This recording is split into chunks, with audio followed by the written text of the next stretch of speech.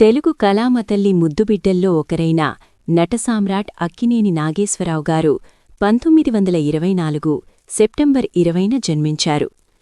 అక్కినేని నటుడు, నిర్మాత. ఒక రైతు కుటుంబంలో పుట్టి నాటకరంగం ద్వారా వెండితెర మీదకు వచ్చిన వ్యక్తి నాగేశ్వరరావు గారు. తెలుగు సినిమా తొలినాళ్ల అగ్రనాయకులలో ఒకరు. సుమారు 255 చిత్రాల్లో నటించారు. నాటకాలలో స్త్రీ పాత్రల ద్వారా ప్రాముఖ్యత పొందారు. ధర్మపత్ని సినిమాతో అతడి సినీ జీవితానికి తెరలేచింది. అప్పటినుండి రకరకాల తెలుగు, తమిళ సినిమాలలో 75 సంవత్సరాలకు పైగా నటించారు. ఎన్టీఆర్తో పాటు తెలుగు సినిమాకి మూలస్తంభంగా గుర్తించబడ్డారు. 3 ఫిల్మ్ఫేర్ తెలుగు అత్యుత్తమ నటుడు పురస్కారాలు అందుకున్నారు. భారతీయ సినీరంగంలో ఆయన చేసిన కృషికి దేశంలో పౌరులకిచ్చే రెండవ పెద్ద పురస్కారమైన పద్మవిభూషణ్ పురస్కారంతో పాటు భారత సినీరంగంలో జీవిత సాఫల్య పురస్కారమైన దాదాసాహిబ్ ఫాల్కే అవార్డు పొందారు. ఎన్టీ రామారావు గారితో కలిసి 14 సినిమాల్లో నటించారు.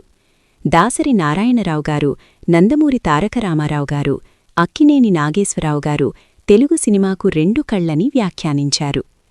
ఈయన తెలుగు సినిమాను చెన్నై నుంచి హైదరాబాద్కు తీసుకురావడంలో కీలక పాత్ర పోషించారు.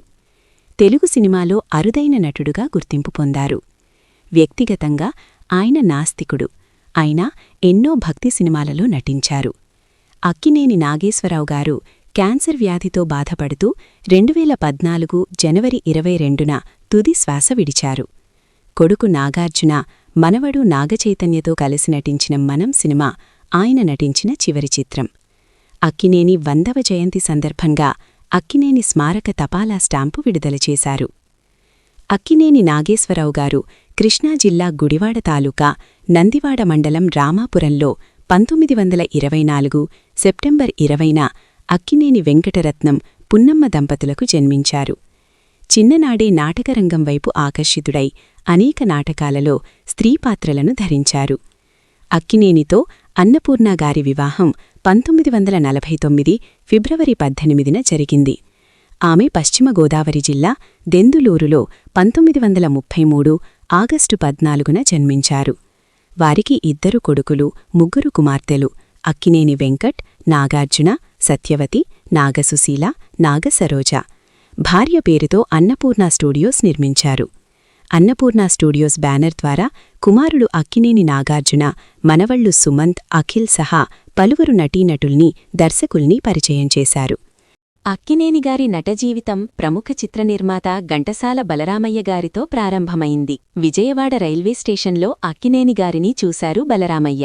ఆ తరువాత సినిమాలకు పరిచయం చేశారు. చిన్నప్పటినుండి నాటకాల మీద ఉన్న ఆసక్తితోనే 1941లో పి. పుల్లయ్య దర్శకత్వంలో వచ్చిన ధర్మపత్ని చిత్రం ద్వారా బాలనటుడిగా పరిచయమయ్యారు అక్కినేని. ఆ తర్వాత 1944లో ఘంటసాల బలరామయ్య తెరకెక్కించిన సీతారామ జననం సినిమాలో పూర్తిస్థాయి కథానాయకుడిగా నటించారు. తెలుగు, తమిళ, హిందీ భాషల్లో కలిపి 256 సినిమాల్లో నటించారు. అతను నటించిన ఆఖరి సినిమా మనం. పలు రకాల సాంఘిక, పౌరాణిక, జానపద సినిమాల్లో నటించి ప్రేక్షకులను మెప్పించారు. నటసామ్రాట్ బిరుదాంకితుడుగా నటనా ప్రస్థానంలో ఎన్నో పాత్రల్లో నటించి మరెన్నో మరపురాని చిత్రాల్లో తనకు మాత్రమే సాధ్యమయ్యే నటనతో అభిమానులను ఆకట్టుకున్నారు. 1953లో దేవదాసు చిత్రంతో ప్రేమికుడిగా తన నటనకుగాను విమర్శకుల ప్రశంసలు అందుకున్నారు. 1966లో విడుదలైన నవరాత్రి సినిమాలో 9 పాత్రల్లో నటించారు. 1975లో భార్య అన్నపూర్ణ గారి పేరు మీద అన్నపూర్ణ స్టూడియోస్ స్థాపించిన అక్కినేని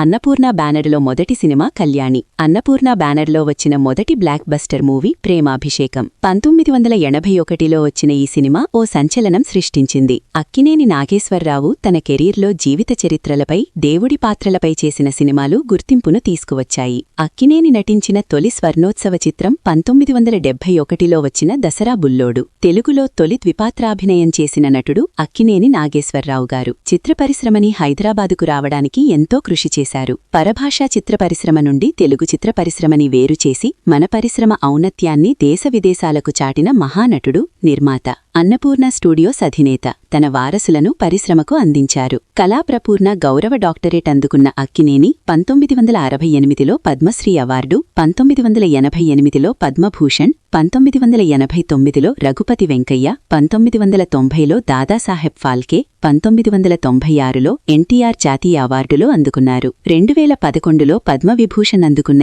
ఏకైక వ్యక్తి నటుడు. భారతీయ సినీ రంగంలో అక్కినేని చేసిన అత్యుత్తమ సేవలకు గాను గౌరవ పద్మవిభూషణ్ అవార్డును అందుకున్న తొలి తెలుగు నటుడు అక్కినేనిగారు. 1940లో విడుదలైన ధర్మపత్ని అతను నటించిన మొదటి చిత్రం. అయితే పూర్తిస్థాయి కథానాయకుడిగా నటించిన మొదటి చిత్రం శ్రీ సీతారామ జననం 1944. ఆకర్షించే రాజకుమారుడి నుండి విరక్తి చెంది మద్యానికి బానిసైన ప్రేమికుడి వరకు, ధీరుడైన సైనికుడి నుండి పవిత్రుడైన ఋషి వరకు, కళాశాల విద్యార్థి నుండి సమర్థుడైన ప్రభుత్వ అధికారి వరకు వివిధ రకాల పాత్రలలో నటించారు. పౌరాణిక పాత్రలైన అభిమన్యుడుగా మాయాబజార్, విష్ణువుగా చెంచులక్ష్మి, నారదుడుగా భూకైలాస్, అర్జునుడుగా శ్రీకృష్ణార్జుడి యుద్ధంలో రాణించారు. గ్రామీణ ప్రాంతాలకు అద్దం పట్టే సినిమాలైన బాలరాజు, రోజులు మారాయి, నమ్మిన బంటులో నటించి తెలుగు నట సామ్రాట్గా పేరు పొందారు. మిస్సమ్మ, చక్రపాణి, ప్రేమించు చూడు లాంటి హాస్యరస ప్రధాన చిత్రాలలో అందరి మన్ననలందుకున్నారు. లైలా మజ్ను, అనార్కలి, బాటసారి, ప్రేమనగర్, ప్రేమాభిషేకం,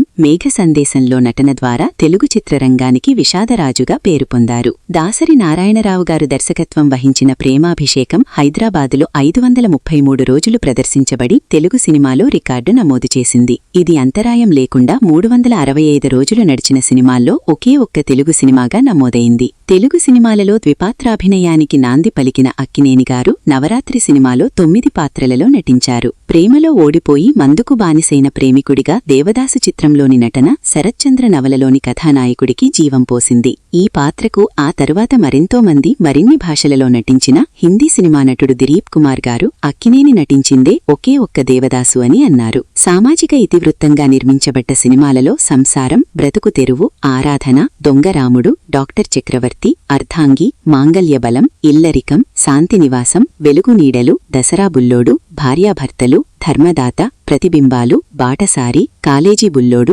లాభాలు పొందిన సినిమాలు. 1991లో ఆయన నటజీవితం స్వర్ణోత్సవం సందర్భాన విడుదలైన సీతారామయ్య గారి మనమరాలు కొత్త యువనటుల చిత్రాలతో పోటీపడి బాక్సాఫీస్ హిట్గా నిలిచింది. తన పుత్రుడు అక్కినేని నాగార్జున, మనవడు నాగచైతన్యతో కలిసి నటించిన మనం అతను నటించిన చివరి సినిమా. వివిధ ప్రాంతాల సాహిత్య, సాంస్కృతిక వ్యక్తుల పాత్రలు అనగా ఉజ్జయినికి చెందిన సంస్కృత విద్వాంసులైన మహాకవి కాళిదాసు, ఒడిషాకి చెందిన భక్త జయదేవ, కర్ణాటకకు చెందిన అమరశిల్పి చెక్కన, తమిళనాడుకి చెందిన భక్తుడు విప్రనారాయణ, గాయకుడు భక్త తుకారాములను తెరమీదికి తేవటం ద్వారా జాతీయ సమైక్యతను పెంపొందించి విమర్శకులు, కళాభిమానుల అభిమానాన్ని చూరగున్నారు. సినిమాల్లోనే కాదు, మట్టి మనుషులు, ఒకే ఒక్కడు టీవీ సీరియల్స్లో కూడా అతని నటనా ప్రతిభను మనం చూడవచ్చు.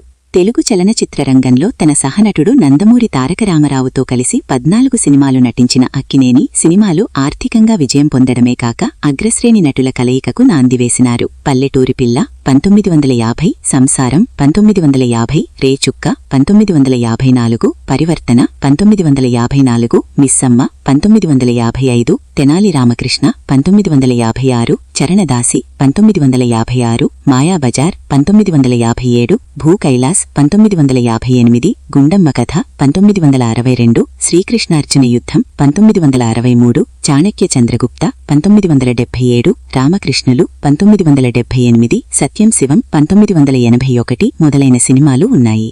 నటసామ్రాట్ డాక్టర్ అక్కినేని గారు ఎన్నో ఫిలింఫేర్, నంది, కళాసాగర్, వంశీ అవార్డులే కాక ఈ కళలు కూడా అతను అందుకున్నారు. కళాప్రపూర్ణ అవార్డును 1977లోనూ, ఆంధ్ర విశ్వవిద్యాలయం నుండి గౌరవ డాక్టరేట్ను, పద్మవిభూషణ్ను 2011 భారత ప్రభుత్వం వారిచే అందుకున్నారు. పద్మభూషణ్ 1988 భారత ప్రభుత్వం వారిచే, పద్మశ్రీ 1968 భారత ప్రభుత్వం వారిచే, కాళిదాస్ సమ్మాన్ మధ్యప్రదేశ్ వారిచే, రఘుపతి వెంకయ్య నాయుడు అవార్డు 1980లోనూ ఆంధ్రప్రదేశ్ ప్రభుత్వం వారిచే, దాదాసాహెబ్ ఫాల్కే అవార్డును 1991లో ఆర్ వెంకట్రామన్ భారత రాష్ట్రపతిగారిచే, ఎన్టీఆర్ జాతీయ పురస్కారంను 1996లో ఆంధ్రప్రదేశ్ ప్రభుత్వం, విశిష్ట వ్యక్తి అవార్డును 1988లో సాహితీ సాంస్కృతిక సంస్థ వారిచే తను రాజ్ కపూర్ స్మారక అవార్డును 1989లో కిన్నెరా ఆర్ట్ థియేటర్స్ హైదరాబాద్ వారిచే, లైఫ్ టైమ్ అచీవ్మెంట్ అవార్డును 1994లో council of Indian association Pittsburgh, Anna అవార్డును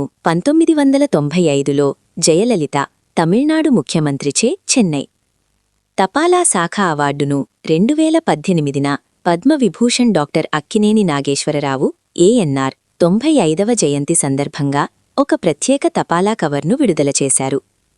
డాక్టర్ ఆఫ్ లెటర్స్ అవార్డ్ దక్షిణ భారత హిందీ ప్రచార సభ మద్రాసు వారిచే, నట సామ్రాట్ భారత తపాలా శాఖ 2018లో వీరి 95వ జయంతి సందర్భంగా ఒక ప్రత్యేక తపాలా కవర్ను విడుదల చేశారు. 100వ జయంతి సందర్భంగా అక్కినేని స్మారక తపాలా స్టాంపును 2024 సెప్టెంబర్ 20న హైదరాబాద్ డాక్ సదన్లో విడుదల చేశారు. మనిషిగా, సంఘజీవిగా కూడా అక్కినేని తనవంతు కృషి చేశారు. గుడివాడలోని కళాశాలకు భూరి విరాళమిచ్చినందుకు ఆ కళాశాలకు అక్కినేని నాగేశ్వరరావు పేరిట ఏఎన్ఆర్ కళాశాల అని నామకరణం పెట్టారు. తాను చదువుకోలేనందుకే పేదరికంలో ఉన్న ప్రతిభావంతులైన విద్యార్థులకు ఉపకార వేతనాలు, విరాళాలు ఏర్పాటు చేశారు. విరాళాల రూపంలోనే కాకుండా సమాజ నిర్మాణానికి తోడ్పడడానికి సుడిగుండాలు, మరో ప్రపంచం వంటి సందేశాత్మక చిత్రాలను ఆదుర్తి సుబ్బారావు గారితో చక్రవర్తి చిత్రపతాకంపై నిర్మించారు. ఈ వీడియో మీకు నచ్చుతుందని ఆశిస్తూ ఈ వీడియోకి ఒక లైక్ చేయండి, షేర్ చేయండి, మా ఛానల్ని సబ్స్క్రైబ్ చేసి పక్కనే ఉన్న బెల్ ఐకాన్ని